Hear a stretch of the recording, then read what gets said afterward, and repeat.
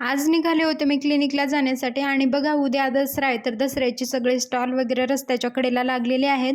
फुलं वगैरे विकण्यासाठी खूप लोक रस्त्याच्या कडेला स्टॉल लावून बसलेले आहेत आणि मी निघाले होते. संध्याकाळची वेळ आहे आणि निघाले क्लिनिकला जाण्यासाठी. क्लिनिकमधून फोन येत होते की पेशंट येणार आहेत आणि पेशंट आहेत म्हणून.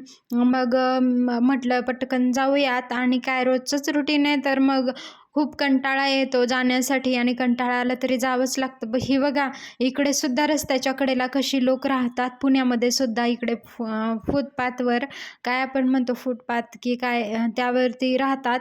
आणि मग मी रिक्षाने निघाले होते. क्लिनिकमधून फोन आल्यावर अजून जास्त घाई होते जाण्यासाठी. आणि बघा इकडे दसऱ्याची तयारी दुसऱ्या लोकांची वगैरे चालू आहे की कुठे कुठे फुलं वगैरे विकण्यासाठी खूप शॉप आलेले आहेत. तुमच्याकडे वगैरे दसऱ्याची तयारी कशी चालू आहे हे कमेंटमध्ये नक्कीच सांगा. आणि पुण्यामध्ये आज तर पाऊस नाही आहे. पावसाने 2 दिवस झालं बंद आहे पाऊस. वातावरण बरं वाटतंय, कारण कसं आहे सण वगैरे असेल तर बाहेर फिरण्यासाठी बरं वाटतं की मोकळं वातावरण असेल तर. कारण पावसामुळे गावाकडे तर खूप हाल होत आहेत सगळ्यांचे. आणि बघा इकडे सुद्धा शॉप वगैरे खूप सगळे कपड्यांची वगैरे शॉपिंग करण्यासाठी गर्दी लोकांची असते.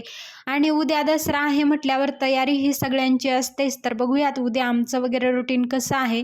इकडे सुद्धा बघा एक काका हे टेम्पो वगैरे घेऊन फुलांची विक्री करण्यासाठी आहेत.